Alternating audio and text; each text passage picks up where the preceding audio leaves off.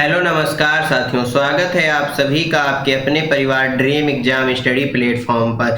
साथियों आज हम इस वीडियो में देखने वाले हैं सुपर टेट की साथियों जियोग्राफी की क्लास नंबर 2। साथियों इस क्लास में हम भूगोल का एक महत्वपूर्ण टॉपिक देखने वाले हैं, अक्षांश एवं देशांतर। क्या साथियों? अक्षांश एवं देशांतर। साथियों परीक्षा वाला 1 नंबर का सवाल अक्षांश एवं देशांतर से परीक्षा में पूछ ही लेता है। तो साथियों ये आपकी परीक्षा की दृष्टि से ये टॉपिक बेहद ही महत्वपूर्ण होने वाला है। तो साथियों वीडियो को शुरू करने से पहले आपसे एक निवेदन है कि यदि आप चैनल पर नए हैं तो चैनल के लिए सब्सक्राइब और साथ ही बनी बेल आइकन जरूर दबा लीजिए ताकि जब भी हम अगला वीडियो अपलोड करें आप तक नोटिफिकेशन सबसे पहले पहुंच जाए। चलिए साथियों वीडियो को शुरू करते हैं। साथियों पहले बात करते हैं अक्षांश एवं देशांतर की। तो साथियों ये आप ग्लोब देख सकते हैं, ये साथियों नॉर्थ पोल है, ये साथियों साउथ पोल है और ये साथियों हमारा इक्वेटर है। क्या है साथियों? इक्वेटर है। तो साथियों इसमें जो ये इस प्रकार रेखाएं बनी हुई हैं, जो ये रेखाएं क्या कहलाती हैं? अक्षांश कहलाती हैं। क्या कहलाती हैं साथियों? लैटिट्यूड या अक्षांश कहलाती हैं। और साथियों जो अर्धवृत्त टाइप की जो ये रेखाएं बनी हुई हैं ये साथियों क्या कहलाती हैं? लॉन्गिट्यूड यानी देशांतर कहलाती हैं। क्या साथियों? जो ये अर्धवृत्त टाइप की इस प्रकार जो रेखाएं बनी हुई हैं ग्लोब में ये कहलाती हैं, क्या कहलाती हैं? देशांतर कहलाती हैं। और साथियों जो इस प्रकार से रेखाएं बनी हुई हैं यानी जो इस प्रकार से एक वृत्त के रूप में बनी हुई है, यहाँ पर आप वृत्त के रूप में देख सकते हैं, ये देशांतर कहलाता है। क्या कहलाता है? देशांतर कहलाता है। आइए आगे देखते हैं एक एक करके अक्षांश के बारे में।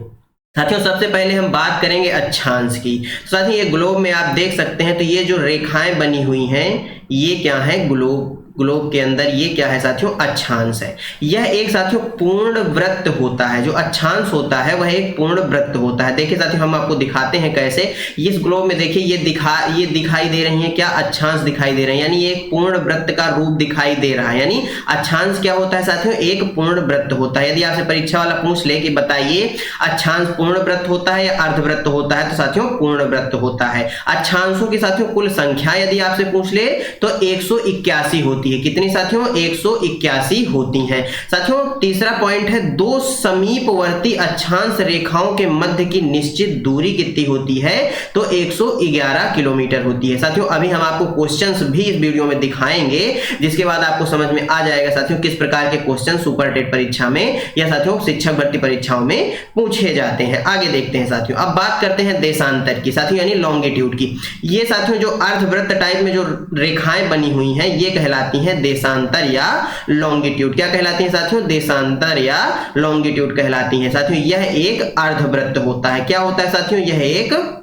अर्धवृत्त होता है। कुल देशांतर की संख्या यदि आपसे पूछ ले तो 360 होती है। कितनी होती है साथियों? 360 होती है। दो समीपवर्ती देशांतर रेखाओं के मध्य की दूरी को क्या कहा जाता है? गोर कहा जाता है। मोस्ट इंपॉर्टेंट पॉइंट है साथियों, नोट कर लीजिएगा कि दो समीपवर्ती देशांतर रेखाओं के मध्य की दूरी को क्या कहा जाता है? यदि आपसे पूछ ले तो साथियों इसको गोर कहा जाता है। क्या कहा जाता है? गोर कहा जाता है। साथियों गोर की अधिकतम दूरी कितनी होती है? तो 111.32 किलोमीटर होती है। यानी इनके बीच में साथियों जो देशांतर हैं दो, इनके बीच की इस दूरी को क्या कहा जाता है? गोर कहा जाता है। और एक गोर के बीच की दूरी यदि आपसे पूछ ले तो साथियों 111.32 किलोमीटर होती है। कितनी? 111.32 किलोमीटर होती है। साथियों ध्रुव पर गोर कितना होता है? 0 होता है। यानी जो ये ध्रुव होगा, ये जो पोल होगा, यहां पर जो गोर होगा यानी गोर यानी दो देशांतरों के बीच की जो दूरी होगी वो कितनी होगी?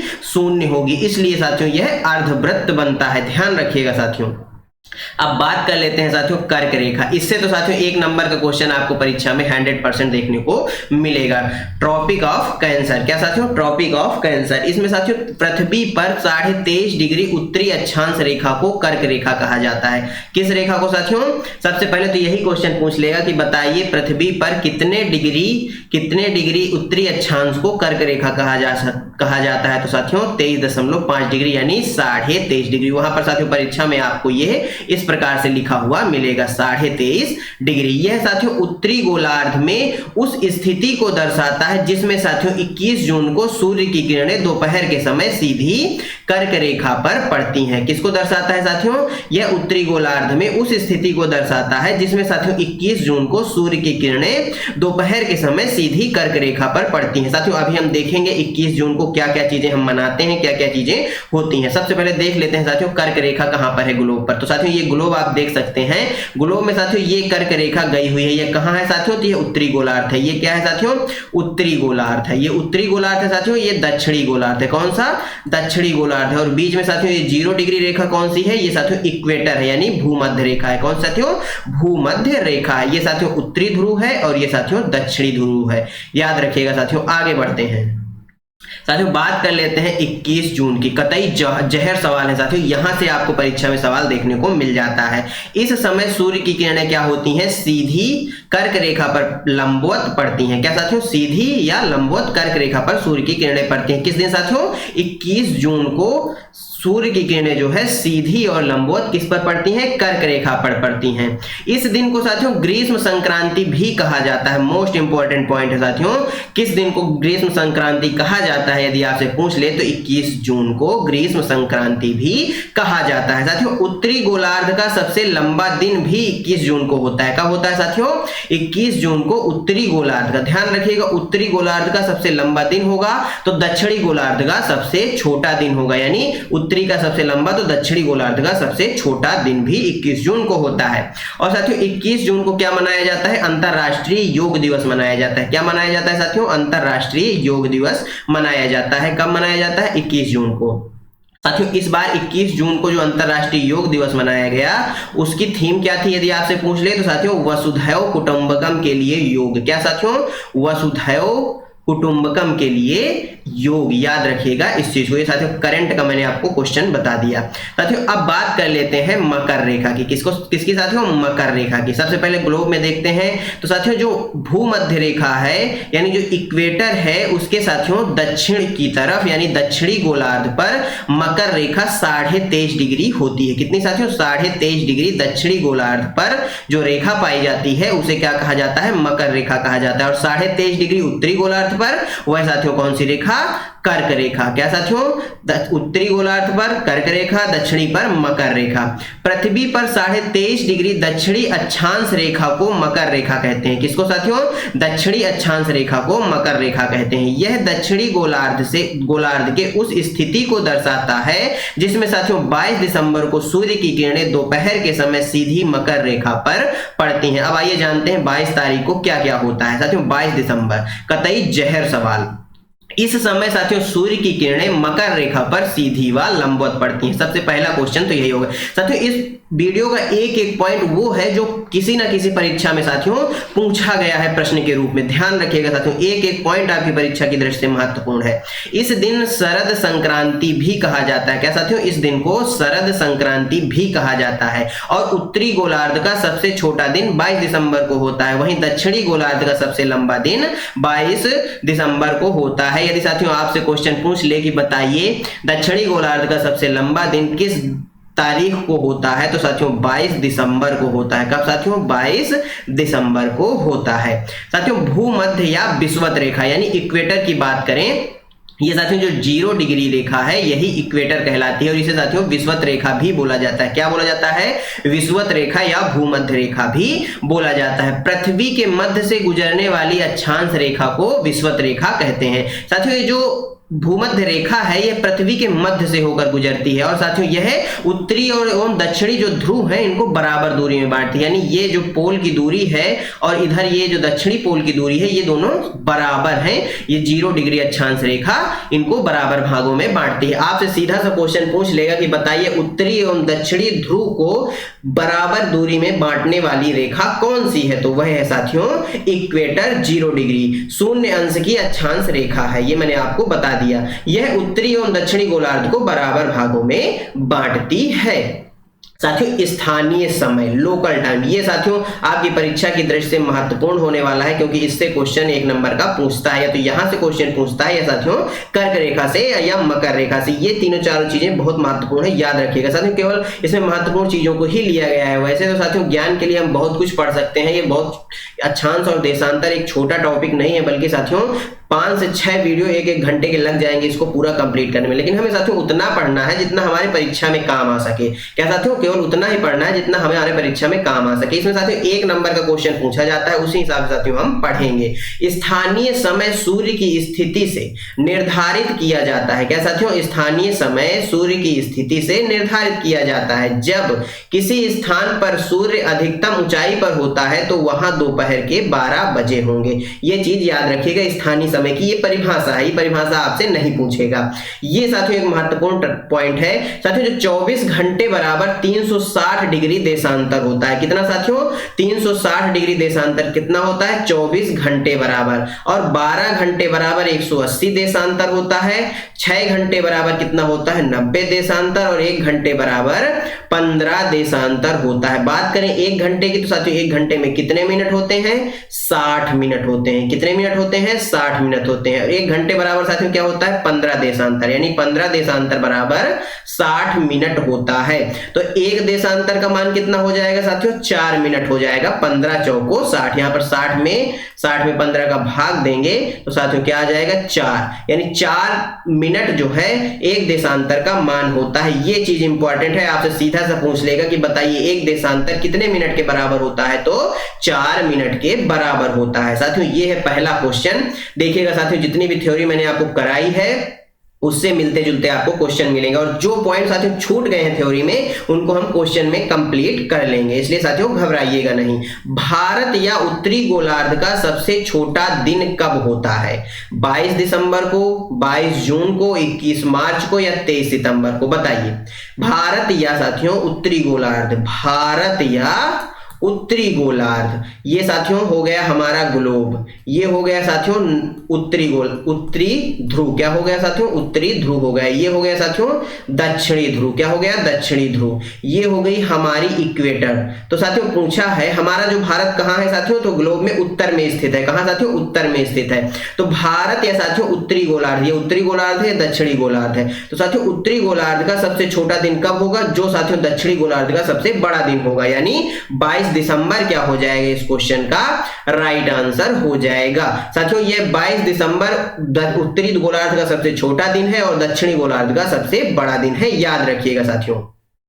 ऑप्शन ए क्या हो गया? राइट आंसर हो गया, यानी 22 दिसंबर। ये साथियों पृथ्वी के घूर्णन आपको दिखाए गए हैं। यहां पर साथियों 21 या 22 मार्च को जब विषुवत से सूर्य की लंबवत दूरी होती है, यहां पर आप देख सकते हैं कहां गया 22 दिसंबर। ये 21 या 22 दिसंबर, इस दिन साथियों क्या होता है? दक्षिणी गोलार्ध का सबसे बड़ा दिन होता है, क्योंकि जो सूर्य की किरणें हैं वह सीधी साथियों पृथ्वी के दक्षिणी गोलार्ध में पड़ती हैं। ये साथियों पृथ्वी का घूर्णन है, याद रखिएगा साथियों। आगे देखते हैं। दूसरा क्वेश्चन है निम्नलिखित में से कौन सी रेखा भारत के लगभग मध्य से होकर गुजरती है? मकर रेखा, भूमध्य रेखा, कर्क रेखा या आर्कटिक वृत्त? बताइए साथियों निम्नलिखित में से कौन सी रेखा है जो भारत के मध्य से होकर गुजरती है? मकर रेखा साथियों दक्षिण में, कहां साथियों? दक्षिणी गोलार्ध में 23.5 डिग्री अक्षांश को कहते हैं। भूमध्य रेखा क्या होती है साथियों? 0 डिग्री अक्षांश को भूमध्य रेखा कहते हैं। कर्क रेखा साथियों उत्तरी गोलार्ध की 23.5 डिग्री अक्षांश को क्या कहा जाता है? कर्क रेखा कहा जाता है। और साथियों कर्क रेखा ही भारत के मध्य से, लगभग मध्य से होकर गुजरती है। ऑप्शन सी राइट आंसर हो जाएगा। साथियों कर्क रेखा ग्लोब पर पश्चिम से पूर्व की ओर खींची गई एक काल्पनिक रेखा है। यानी साथियों ध्यान दीजिएगा, जितनी भी रेखाएं मैंने आपको बताई इनको साथियों प्राकृतिक रूप से कहीं नहीं खींची गई, ये साथियों काल्पनिक रूप से खींची गई रेखाएं हैं। यह भारत के लगभग बीच से होकर गुजरती है। भारत में कर्क रेखा साथियों 8 राज्यों से होकर गुजरती है। नोट कर लीजिएगा इस पॉइंट को, आपसे पूछ लेगा कि बताइए भारत के कितने राज्यों से होकर कर्क रेखा गुजरती है? तो साथियों 8 राज्यों से होकर गुजरती है। गुजरात, राजस्थान, मध्य प्रदेश, छत्तीसगढ़, झारखंड, पश्चिम बंगाल, त्रिपुरा और मिजोरम। कौन कौन से राज्य हैं साथियों? गुजरात, राजस्थान, मध्य प्रदेश, छत्तीसगढ़, झारखंड, पश्चिम बंगाल, त्रिपुरा और मिजोरम। ध्यान रखिएगा साथियों, नोट कर लीजिएगा। अंतरराष्ट्रीय तिथि रेखा किस महासागर के बीच से होकर गुजरती है? इंपॉर्टेंट क्वेश्चन है साथियों। प्रशांत महासागर, अटलांटिक महासागर, आर्कटिक महासागर या साथियों हिंद महासागर। बताइए साथियों, अंतरराष्ट्रीय जो तिथि रेखा है यह किस महासागर से होकर गुजरती है? तो यह साथियों प्रशांत महासागर से होकर गुजरती है। कहां से साथियों? प्रशांत महासागर से होकर गुजरती है, यानी ऑप्शन ए क्या हो जाएगा?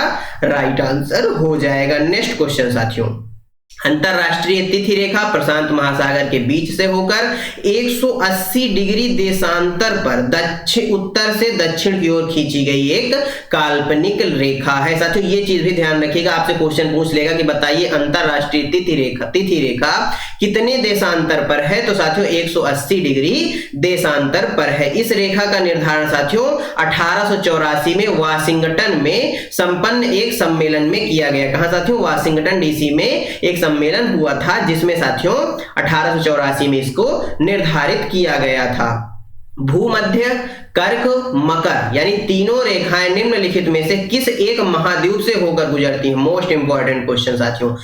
यूं ही नहीं गिरते ख्वाहिशों के फूल झोली में, कर्म की साख को हिलाना पड़ता है। कुछ नहीं होगा अंधेरों को कोसने से, अपने हिस्से का दिया खुद ही जलाना पड़ता है। उत्तरी अमेरिका महाद्वीप से, एशिया महाद्वीप से, अफ्रीका महाद्वीप से या साथियों दक्षिणी अमेरिका महाद्वीप से। बताइए, जो भूमध्य रेखा है, कर्क रेखा है और मकर रेखा, ये तीनों रेखाएं निम्नलिखित में से किस एक महाद्वीप से होकर गुजरती हैं? तो ये साथियों अफ्रीका महाद्वीप से होकर गुजरती हैं। किस महाद्वीप से? अफ्रीका महाद्वीप से। ऑप्शन सी क्या हो जाएगा?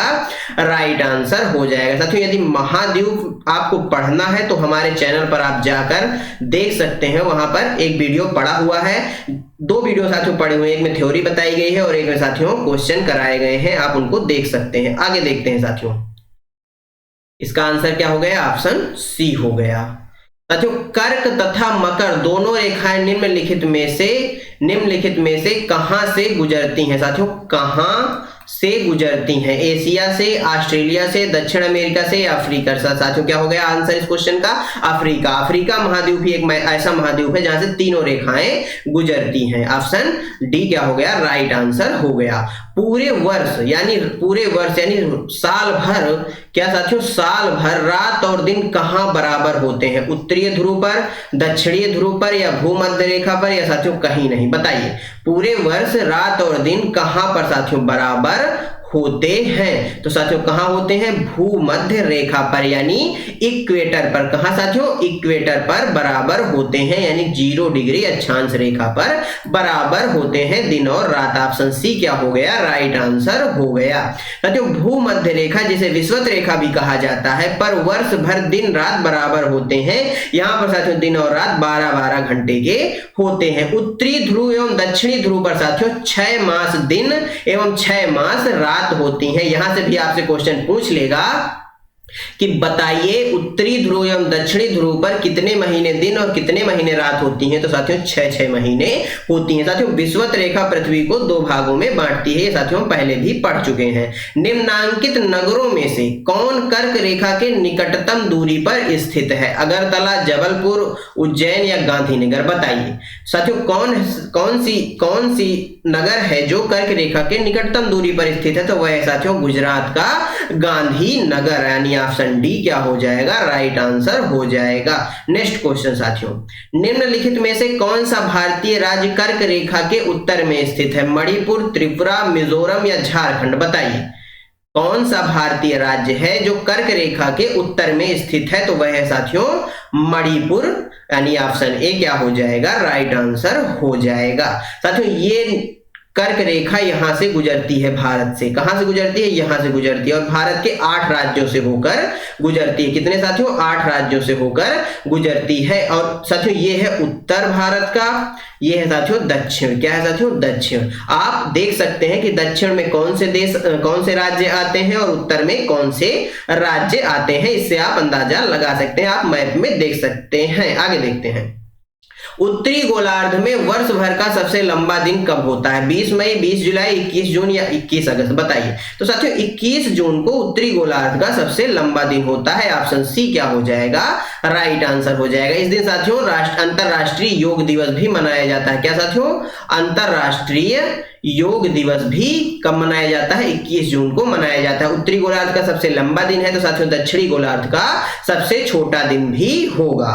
साथियों ऑप्शन सी राइट आंसर हो गया। उत्तर कोरिया और दक्षिण कोरिया की अंतरराष्ट्रीय सीमा है 25 डिग्री उत्तरी अक्षांश पर, 38 डिग्री अक्षांश पर, 33 डिग्री या साथियों 48 डिग्री अक्षांश पर। बताइए साथियों, उत्तर कोरिया, नॉर्थ कोरिया यानी नॉर्थ कोरिया तथा साउथ कोरिया के की जो अंतरराष्ट्रीय सीमा है वह कितने डिग्री अक्षांश पर है? मोस्ट इंपॉर्टेंट क्वेश्चन है। इसके आगे जो साथियों आपको हम इंपॉर्टेंट पॉइंट लिखवाने वाले हैं वो आपकी परीक्षा की दृष्टि से एकदम जहर साबित होने वाले हैं। इस क्वेश्चन का सही आंसर क्या हो जाएगा? ऑप्शन बी हो जाएगा, 38 डिग्री उत्तरी अक्षांश। ऑप्शन बी राइट आंसर हो गया। साथियों प्रमुख सीमा रेखाएं, क्या साथियों? प्रमुख सीमा रेखाएं मैक मोहन, साथियों परीक्षा वाले का यह फेवरेट सवाल है।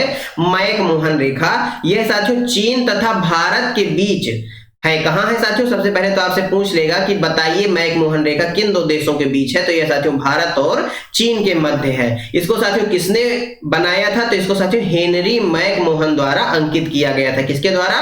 हेनरी मैक मोहन के द्वारा। साथियों एक है मैंगी नोट, क्या साथियों? मैंगी नोट रेखा, यह साथियों फ्रांस तथा जर्मनी के बीच है। किसके बीच? फ्रांस तथा जर्मनी के बीच कौन सी है? मैंगी नोट रेखा। एक है साथियों डूरंड लाइन, कौन सी लाइन साथियों? Durand line. यह साथियों भारत तथा अफगानिस्तान के बीच सर मार्टिमर डूरंड द्वारा 1896 में स्थापित की गई। कब की गई साथियों? 1896 में स्थापित की गई। किसके द्वारा? मार्टिमर डूरंड के द्वारा। यह किसके बीच है? भारत और अफगानिस्तान के बीच है। साथियों हिंडनबर्ग रेखा, यह साथियों जर्मनी और पोलैंड के बीच है। हिंडनबर्ग जर्मनी और पोलैंड के बीच है। साथियों ओडरनीस रेखा, यह जर्मनी और पोलैंड के बीच यह भी है। साथियों रेड क्लिफ रेखा, कौन सी साथियों? रेड क्लिफ रेखा, ये साथियों मोस्ट इंपॉर्टेंट है क्योंकि ये साथियों भारत और पाकिस्तान के बीच सर कायरिल रेड क्लिफ द्वारा तय की गई थी। साथियों इन्होंने कैसे खींचा था? ये गए थे सीधे साथियों एक रेखा खींच के चले आए थे, उसी को नाम दे दिया गया था रेड क्लिफ रेखा। 17वीं समानांतर रेखा साथियों, यह साथियों कहां पे है? यह उत्तरी वियतनाम और दक्षिणी वियतनाम के बीच में है। 49वीं समानांतर रेखा, यह साथियों अमेरिका और कनाडा के बीच है, यानी 49 डिग्री चैनल यानी 49वीं समानांतर रेखा अमेरिका और कनाडा के मध्य है। साथियों डेडम रेखा क्या है? मोस्ट इंपॉर्टेंट क्वेश्चन है साथियों। यदि परीक्षा में आपके सामने यह सवाल आ गया तो साथियों आपके तोते उड़ा देगा, इसलिए साथियों ध्यान से देखिएगा। एक क्षैतिज रेखा है जिसके द्वारा ऊंचाई तथा गहराई की नाप की जाती है। क्या साथियों? पैमाइश की जाती है, यानी पैमाना है जिससे नाप की जाती है। पाकिस्तान तथा भारत की रेखा के बीच है। यह तिथि रेखा या कैलेंडर रेखा इंगित करती है। यह एक काल्पनिक रेखा है जो देशांतर से 0 अंश की ओर गुजरती है। बताइए साथियों क्या हो जाएगा इस क्वेश्चन का सही आंसर? तो साथियों ऑप्शन ए हो जाएगा। कौन सा? ऑप्शन ए इस क्वेश्चन का राइट आंसर हो जाएगा। साथियों किसी स्थान का मानक समय निर्धारित करने का आधार होता है अक्षांश रेखा, अंतरराष्ट्रीय तिथि रेखा, देशांतर रेखा या प्रधान मध्याह्न रेखा। मोस्ट इंपॉर्टेंट क्वेश्चन है साथियों, बताइए क्या हो जाएगा इस क्वेश्चन का राइट आंसर? तो साथियों इस क्वेश्चन का सही आंसर क्या हो जाएगा?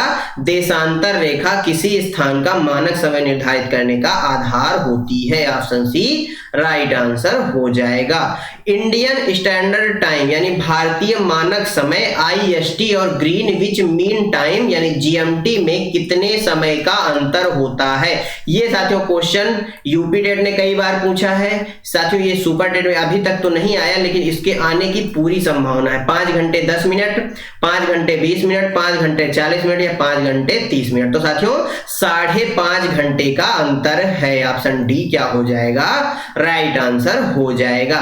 पृथ्वी तल पर उस काल्पनिक रेखा को क्या कहते हैं जो 180 मेरिडियम याम्योत्तर पर खींची गई है? कर्क रेखा, विषुवत रेखा, प्रधान याम्योत्तर रेखा या अंतरराष्ट्रीय तिथि रेखा? तिथि रेखा साथियों 180 डिग्री यानी साथियों यह क्या है? अंतरराष्ट्रीय तिथि रेखा है। मैंने पहले आपको बताया है इसी वीडियो में। ऑप्शन डी क्या हो जाएगा? राइट आंसर हो जाएगा।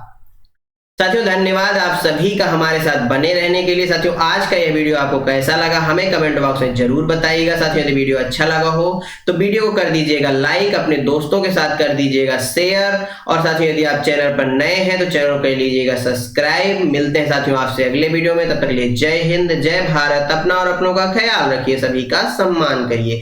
धन्यवाद साथियों।